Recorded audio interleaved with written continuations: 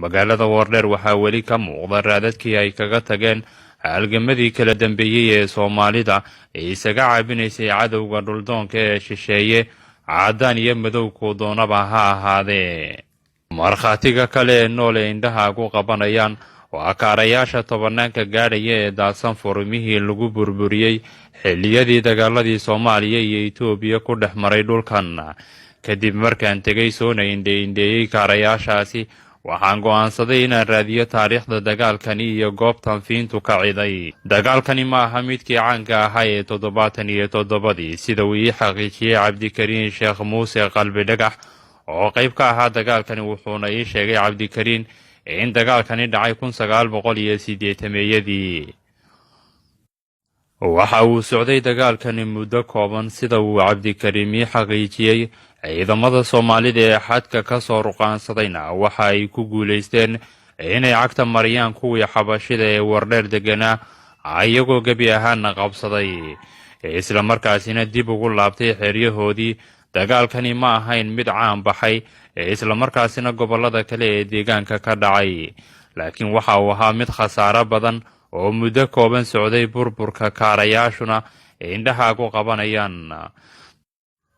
kadib muddo kooban oo Wardheer mar kale xoog lagaga xoreeyey gumaysigii xabashida, ciidamada geesiyada Soomaaliyeed waxaa amar lagu siiyey inay isaga soo baxaan magaalada. ujeedka dagaalka laga lahaana ilaa hadda ma cadda.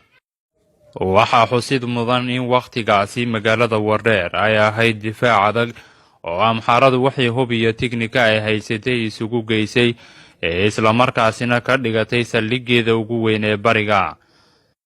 nasiib wanaag geesiyadii Soomaaliyeed ee gabashada aqoon waxay ugu suura gashay inay gelgelin ka dhigaan goobtan difaaca adag Itoobiya ka samaysatay muddo ku siman 7 gudihii, iyagoo suuro geliyey ilaa iyo maanta aan joognay in carruurta heer Wardheer ay ku ciyaaraan burburka kaarayaashii iyo tiknikadii ay sida xaqdarrada Itoobiya u soo dhoobtay wakhtigaasi.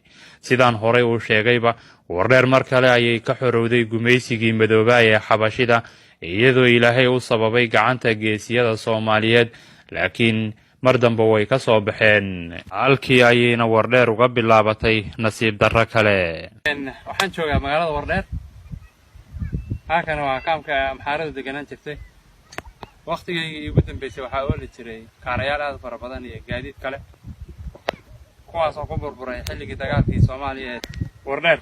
dagaalkeedu ma aha ku hadda soo bilowday iyo gobolka Soomaali galbeedba, ma aha ku shalay iyo maanta aha, mana aha ku shalay bari iyo bari dambe dhammaan doona.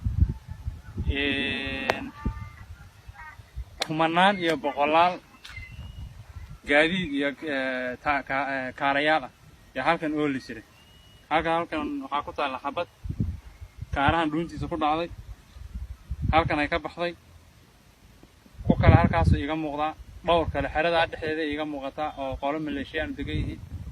halkaas kuwa kale ka muuqda.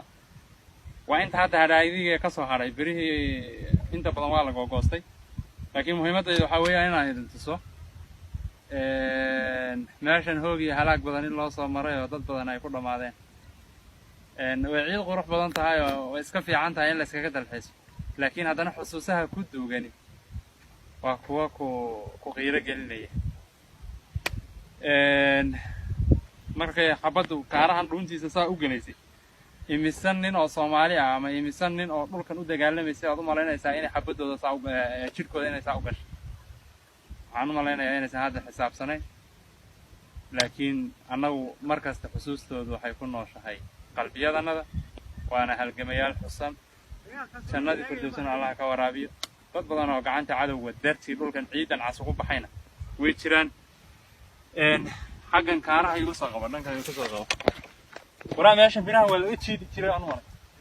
intii aan ku guda jiray barnaamijka duubidiisii ayaa waxaa si kediisa hal mar u dhacday in 3 qof oo ku sugnayd goobta aan ka duubayay muuqaalada markii aan dib isu fiirinay dhammaantaya ay gacanta Itoobiya ku baxeen aabbayaashano. hadal yar oo kooban oo na dhex maray ayaa u dhignaa sidan. waxaanse ka cudur daaranayaa inaanan xusi karin 2 xubnood ee kale ee ila socday magacyadooda iyo aabbayaashood sababa amnigooda la xidhiidha, laakiin anigoo ah barnaamij daadihiyaha magacaygu waa Guuleed Ibraahim Alifle, waxa uuna aabbahay ku shahiiday dagaal uu la galay ciidamada Itoobiya 1999 halkaasi oo uu ka tirsanaa jabhadda xoreynta Ogaadeniya ee ONLF, isla markaasina uu ahaa abaanduulaha ciidamada jabhadda ONLF. waxa uuna ku shahiiday magaalo la yidhaahdo Qamuuda oo ka tirsan gobolka Wardheer. haddaba aan idin kala baxo hadalkiina dhex maray dhallinyarada aanu goobtaasi ku wada sugnayn.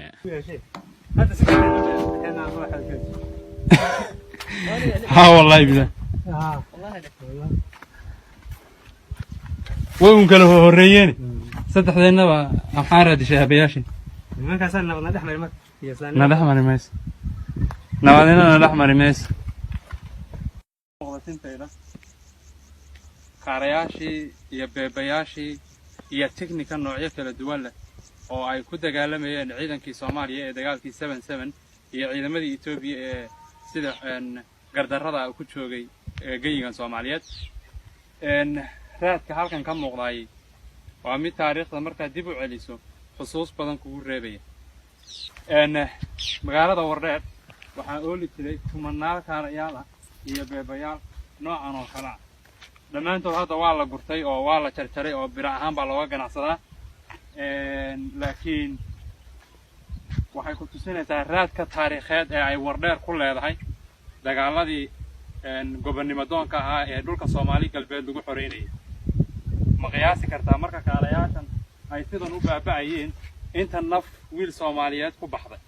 ma qiyaasi kartaa inta hanti Soomaaliyeed ku baaba'day? ma qiyaasi kartaa inta hooyo Soomaaliyeed ku gablan? ma qiyaasi kartaa inta hooyo Soomaaliyeed ay asay